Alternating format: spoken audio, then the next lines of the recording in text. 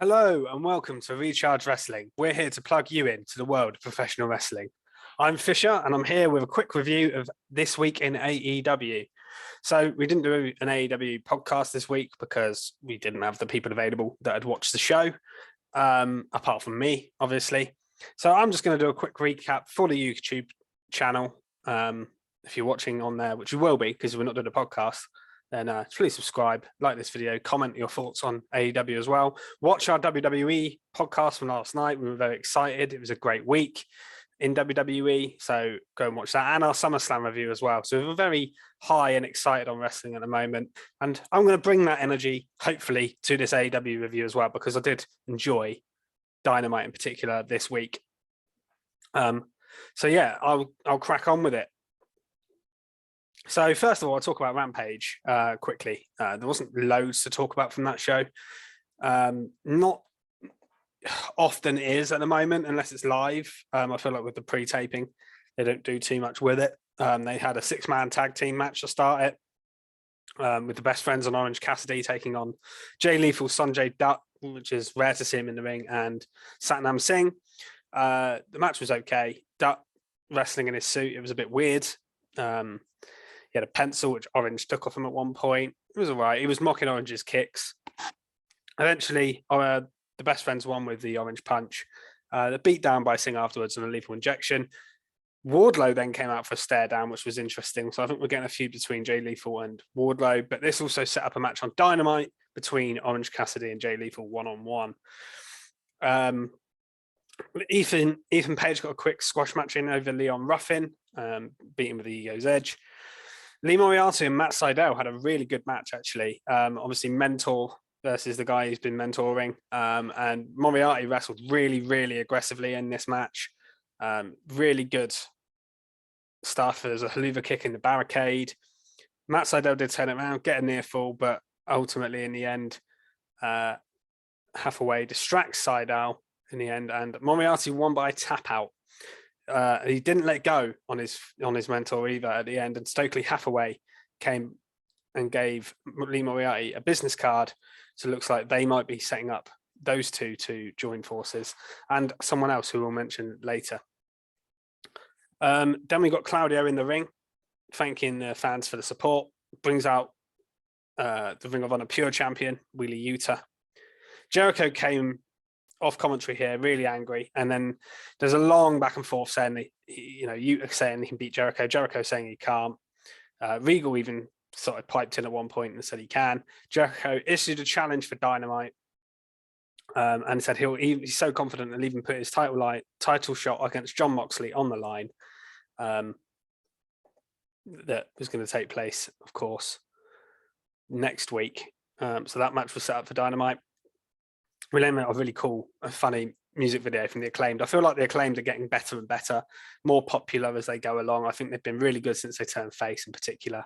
Really enjoying them at the moment, and they did a really good music video here, challenging the Gun Club to a dumpster match, which again took place on Dynamite. So a lot of this stuff was to set up stuff for the bigger show, which is fine. And then we got a main event between Ruby Soho and Anna Jay. Good to see the women in a prominent spot here, main eventing. And I must say, Anna Jay is far more interesting now she's turned heel. She wasn't on TV much before. I did think she was kind of stale as a babyface, not really very interesting. Her wrestling wasn't particularly great in that style either. I didn't really think she was going anywhere. But since she turned heel in this I'm going to choke everyone out thing, including commentators and fans, etc., she's a lot more interesting.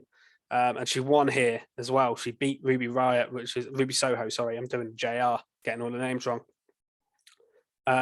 Yeah, not really seen this side from her. She was hitting Fujiwara armbars in at one point. She's taken off Ruby's cast, and she won by using that cast as well and choking Ruby. But brilliant stuff. And a show ended with her and Jericho clapping at ringside. So good stuff for Anna Jay, who's been floundering for a long time. And it's good to see her have a little bit of a bit of a push. I think it's been much needed.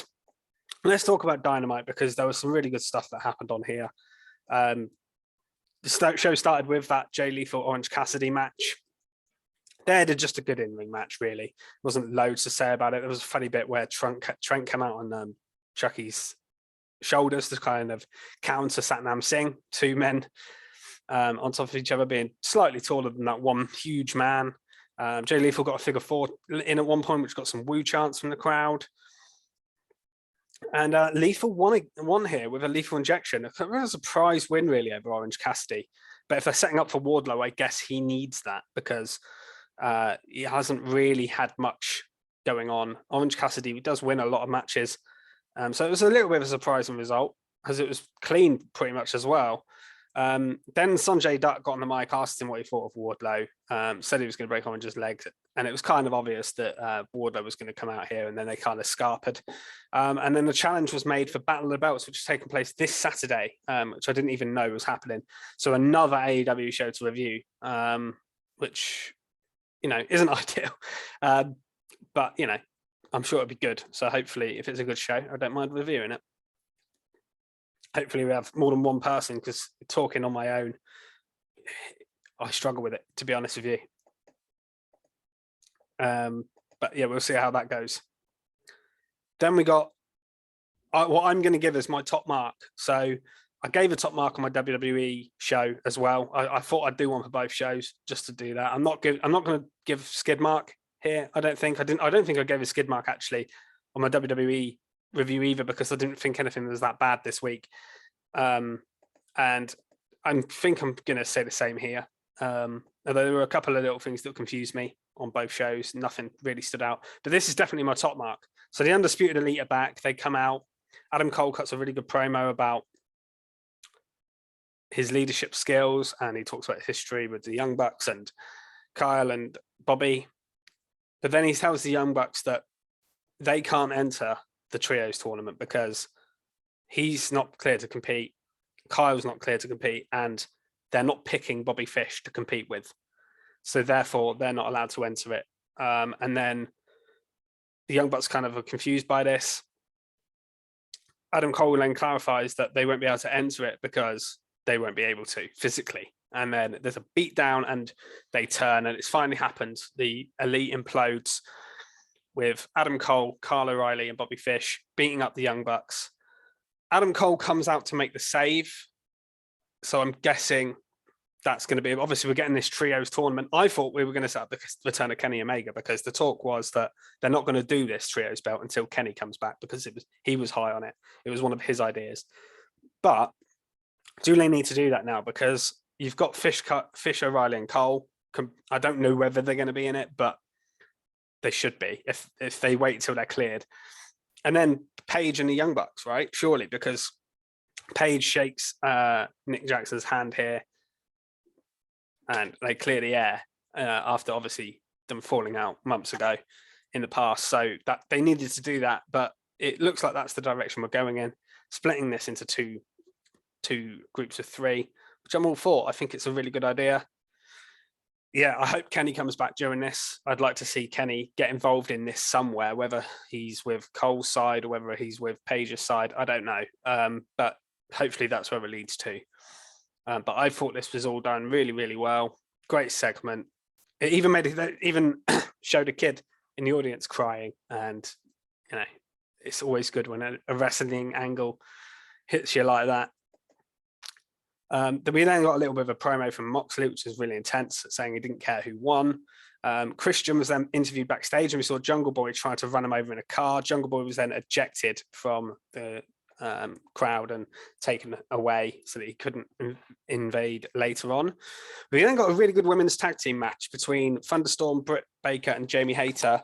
Again, putting in a different spot on the card here, not just putting that show spot that it's always put on Dynamite, which was better. The match was given time. I thought it was really good. Delivered. Much better booking of the women here. Crowd were into both sides. I wasn't that into the fact that they're continuing to do Britt Baker versus Jamie Hayter, because not Britt Baker versus Britt Baker versus Thunder Rosa, because we've seen it a lot. But the match was really good, and we got Tony accidentally hitting Rosa in the corner, and then Hayter hitting a lariat to pin Tony Storm. So, yeah, Jamie Hayter with a big win there, and maybe the start of descendancy between the two women. I think we're eventually, I've been calling it for a while, we're going to get one of them turn on the other, and we're going to get the title match again between Rosa and Storm. I don't think this team's long plan. I don't think it's a long plan. We then got a little video from Sammy Guevara and Tay Conti, which was kind of annoying. But that cut to Eddie Kingston. He challenged Sammy Guevara to a match at All Out. Yeah, okay. I mean, they're still continuing these little feuds between the guys that fought at Blood and Guts. To be honest, I think they should just be moving on completely now from that. But there we go. And then we got a cool promo from Taz actually saying that Team Taz is officially over after showing a video package of Hobbs and Starks. Powerhouse Hobbs then come out with a new entrance and he looked badass. He beat up a jobber in seconds, which was nice. Good to see him get that treatment. Wardlow used to do that a lot. It worked well for him as well. Starks then comes out and Hobbs got the better of him. So yeah, looks like Powerhouse Hobbs could be the next big man to get a big push. We then got a match we've seen 200 times. They even said that in commentary. Matt Hardy versus Christian. Not a match we really needed to see again, but with the angle, the way it was set up, I guess it made sense. The match was decent enough. They put some good stuff in there. JR was making so many references to WWE without saying WWE directly. You could feel he wanted to be nostalgic about his commentary, but the other guys were kind of holding him back not to do it because you can't really put over that too much, I guess. But it was kind of funny. It felt a little bit awkward on commentary. And yeah, the match was decent. At one point, Matt went for a table. He set up a table, went to do an elbow drop. Christian moved out of the way. So that didn't work well for him. And then a kill switch by Christian in the ring. Christian goes to do the concerto afterwards. Luchasaurus storms down. And then Jungle Boy did come back through the audience. And so he bought a ticket and came through, which obviously was not good news for Christian, but Christian did manage to get away. Sorry, I just need to do something very quickly. And then we moved on to Ethan Page. He cut a really good promo here after his squash match the other day. He was angry because he feels he deserves better.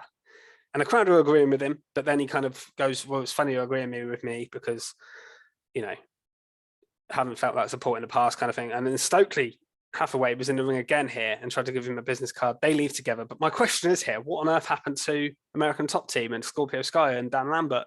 We haven't seen, has something happened that I've missed on Dark or Dark Elevation? Because they need to play up on that more. That was strange. I think Sky might be injured, but even so, bit strange they're not playing anything to do with that. So that was a minor down point for me. That might be on me, something I've missed, but I'm sure I've seen other people say the same thing, that it was a bit weird. So that was a little criticism I had. We then got a dumpster match, that dumpster match between the Acclaimed and the Gun Club, the first ever dumpster match on AEW. And this felt fun and fresh. I liked this a lot. They attacked Billy on the entrance with bins, stopped, then did a rap, mentioned Vince McMahon in their rap, which didn't surprise me. It was cool. It was fine on this occasion. Then they just had a fun match going everywhere, using weapons, obviously. Teasing the Acclaim going in a dumpster early on, but they got out. They end up, Caster did an elbow drop off the tunnel for a table. The Acclaimed won the match by putting both guys in there and then pushed up to the stage at the end, which was cool. Nice little fun match, I thought, just before the main event. And then we got the main event of Chris Jericho versus Wheeler Yuta. William Regal on commentary, absolutely gold as always. You had Angelo Parker and Matt Martell ringside. Claudio come out to even the odds. They had a decent match. It wasn't anything out of this world, in my opinion. Got the Walls of Jericho in early. Yuta got to the ropes. Jericho kind of had a broken nose in this match. I don't know if it was legit or injured or kayfabe, but Yuta was using this a lot in the match. One point, Jericho got a low blow in. The bat was going to be used, and Audrey got distracted. And then Jericho won in the end with a lion salt, with Yuta tapping out, which I guess is the right result. I mean, my only problem with this is I think we've seen Jericho and Moxley too many times before. And I feel like a few of these feuds at the moment, Hardy v Christian, Britt Baker, Thunder Rosa. We've seen all these matches before, and I know obviously they were a while ago, and I'm not going to criticize them too much because you can go back there. But it does feel like we're getting to that stage now where, with injuries as well, and they're not bringing too many new people in because they've run out of people to bring in, and they're not using New Japan guys at the moment. They're kind of repeating a lot of stuff now that they've done before, not necessarily recently, but I'm noticing a little bit of that. It's not that big a problem, but it's not necessarily exciting feuds that they're doing it with. That's I think the issue. But Moxley comes out afterwards here, cuts a good promo. Jericho says he's going to stretch the shit out of him, which I thought was an interesting line to use. I'm sure the match will be all right. Moxley's going to retain, surely. I can't see Jericho getting that championship back. And Moxley's great, and he's really over at the moment. Overall, I thought Dynamite was a good show. Good wrestling on it. Really liked the dumpster match. The main event was good. I thought the Undisputed Elite stuff was great. So I really enjoyed that. The women seem to be getting a bit of a better showing. Anna Jay even had a little bit of a promo. I forgot to mention it, but she even had a little bit of a promo on this show as well and choked out a random guy backstage. I like what they're doing with some of the women now for the first time in quite a while. So that's good. Yeah, trying to be positive about the products and all of the wrestling I watched. Enjoyed it this week, probably more than I have for the last couple. So yeah, good stuff here. And that's all I've got to really say about it. I'm not going to go on too long because it's just me talking, like I say, and it's difficult when you're on your own. You don't get them breaks. I start coughing, etc. But I'm just going to leave it there and say thanks for watching if you've got this far. Follow us on Twitter at Recharge Wrestle. Subscribe to the channel if you're not already. And we'll see you soon for more reviews coming up. We'll have our normal WWE review next week. Clash at the Castle soon. We will be at that show. So if you're going to that show, follow us, chat to us, tell us you're excited about it, etc. We'd love to hear from you. Goodbye.